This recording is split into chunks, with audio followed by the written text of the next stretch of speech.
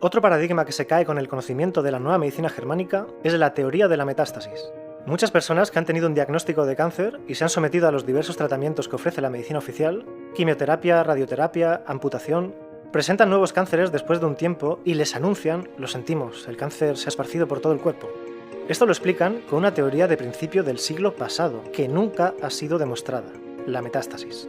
Sin embargo, es usada por los médicos como una verdad absoluta y la hemos incorporado a nuestro lenguaje cotidiano como algo incuestionable, como tantas otras cosas.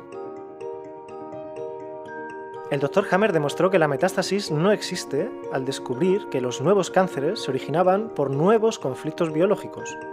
Por ejemplo, uno de los cánceres secundarios más comunes es el de pulmón, que se inicia por un conflicto de supervivencia básico en el que está en peligro la vida de la persona, la supervivencia en su sentido más literal. Por lo tanto, es bastante lógico que después de recibir un diagnóstico de cáncer, que la mayoría asocia con la muerte, se pueda activar dicho programa biológico. Cuando existe un peligro de muerte, nuestro cuerpo intenta ayudarnos dando una mayor actividad a los alvéolos pulmonares. Si ese peligro se incrementa en el tiempo, estos se harán más grandes para cumplir mejor su función, insuflar mayor cantidad de oxígeno en sangre para correr del peligro que pone en riesgo nuestra vida. Asimismo, es frecuente que surja el cáncer de huesos después de una mastectomía, ya que el programa de huesos se inicia por una desvalorización, que no es difícil de entender luego de que una mujer ha perdido parte de su anatomía femenina. Piénselo 2 minutos y le encontrarán todo el sentido. Por otra parte, se habla de cáncer cerebral como metastásico. Esto no cuadra con la realidad, pues sabemos que las neuronas y las células de la glía pierden su capacidad de mitosis por su alto nivel de especialización. Sin embargo, todo este argumento, que parece obvio, muchas veces no es suficiente para la mayoría, así es que daremos más antecedentes para que se den cuenta de que hablar de metástasis no tiene ningún sentido. La definición de metástasis, según el Instituto Nacional de Cáncer de Estados Unidos, dice: diseminación del cáncer de una parte del cuerpo en donde se formó originalmente a otra parte del cuerpo. Cuando ocurre una metástasis, las células cancerosas se separan del tumor original, el primario, viajan a través del sistema sanguíneo o linfático y forman un tumor nuevo en otros órganos o tejidos del cuerpo. El nuevo tumor metastásico es el mismo tipo de cáncer que el tumor primario. En esta definición se hacen 3 afirmaciones que pueden ser fácilmente refutadas con los conocimientos que hoy se tienen sobre biología celular y fisiología humana. Aquí ni siquiera entra la nueva medicina germánica, es fisiología y biología básica. Iremos analizándolo por partes. La primera afirmación es que las células cancerosas se separan del tumor original. Lo que nos dice la propia medicina de escuela es que las células que conforman los tejidos están estrechamente unidas entre sí por un complejo sistema que incluye el citoesqueleto, la matriz extracelular y la lámina basal, además de varias proteínas que permiten la unión entre los distintos componentes. Hay distintos tipos de uniones celulares: estrechas, oclusivas, de adherencia, desmosomas y hemidesmosomas, o GAP, GAP. El tipo de unión depende de los elementos a unir y de la función. Por ejemplo, las uniones GAP comunican directamente el citoplasma de 2 células. Así pueden pasar rápidamente las señales de una célula a otra. En cambio, las de adherencias permiten el anclaje de las células y su citoesqueleto con las células vecinas. Los desmosomas son uniones entre células vecinas que están formadas por unas moléculas llamadas caderinas. Ya su nombre nos indica lo fuerte de la unión que ejercen estas glucoproteínas, pues tienen la función de mantener la integridad de los tejidos. Es importante mencionar que además son diferentes para cada tipo de tejido, por lo que las células se unen solo con otras que tengan el mismo tipo de caderinas. Esto lo tendremos en cuenta más adelante. Entonces, entre las células de un tejido hay múltiples uniones, que le permiten comunicarse para actuar en conjunto. Las células no funcionan de manera individual, sino que lo hacen en conjunto, y para ello tienen diversos mecanismos de comunicación. La célula recibe básicamente 4 tipos de mensajes: reproducirse, es decir, dividirse por mitosis; sobrevivir, que se traduce en nutrirse; diferenciarse, especializarse para formar un tejido; y, si no recibe ninguna señal, entonces se genera la muerte celular, proceso llamado apoptosis. Con toda esta información podemos darnos cuenta fácilmente que es imposible que una célula se desprenda de un tejido y pueda seguir funcionando, pues no tiene la capacidad de viajar por el cuerpo porque necesita de la comunicación con las demás para saber qué hacer. Entonces, la primera afirmación de esta definición de metástasis es totalmente falsa. viajan a través del sistema sanguíneo o linfático. La afirmación de que las células cancerígenas viajan por el sistema sanguíneo o linfático también la podemos poner en duda.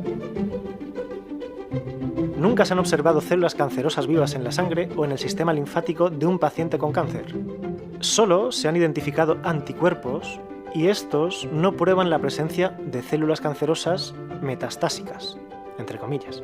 Si estudiamos un poco de fisiología humana, sabremos que por la sangre solo viajan las células sanguíneas, glóbulos rojos, blancos y plaquetas, porque existe un sistema de control que no permite el paso de otras células al torrente sanguíneo. Por el sistema linfático se mueven los desechos celulares y, en el hipotético caso que viajara una célula humana viva, el sistema linfático se encargaría de eliminarla, cumpliendo su función al ser parte del sistema inmune. El aparato circulatorio o sistema circulatorio es la estructura anatómica compuesta por el sistema cardiovascular que conduce y hace circular la sangre, junto con el sistema linfático que conduce la linfa. La sangre se mueve por los vasos sanguíneos, arterias, venas y capilares, y la linfa por vasos y órganos linfáticos, bazo, timo, ganglios, médula, entre otros. Los distintos órganos linfoides están interconectados por vasos sanguíneos y vasos linfáticos, de modo que se constituye un sistema unitario, entrelazado y muy bien comunicado.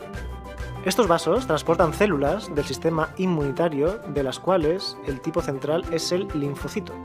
La función principal del aparato circulatorio es la de pasar nutrientes a las células del cuerpo, tales como aminoácidos, electrolitos y linfa, gases, hormonas, células sanguíneas, entre otros.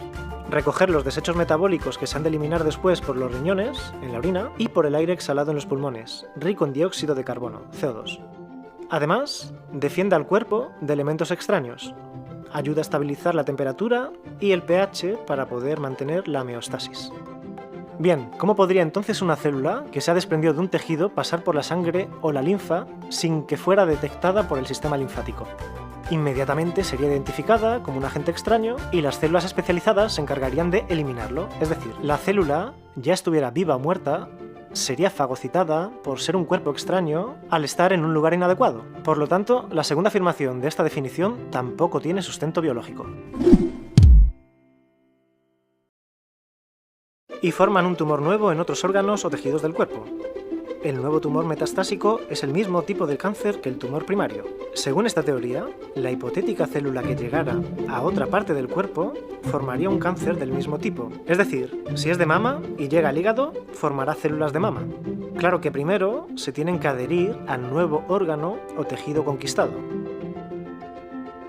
Como dijimos antes, si una célula cualquiera no recibe señales del medio, se autoelimina, pues necesita de la interacción con otras células, y para eso debe estar unida a las células adyacentes y compartir una función común o complementaria. Pero ya sabemos que para unirse necesita de las caderinas, que son específicas para cada tipo de tejido, por lo que no se puede unir una célula a otro tejido que requiere caderinas diferentes.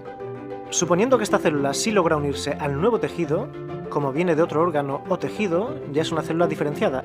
Es decir, no es una célula totipotencial o madre, sino que tienen funciones específicas. El proceso de diferenciación celular es un proceso irreversible. Esto es, como una célula se especializa para formar un órgano o tejido, ya no puede volver al estado inicial.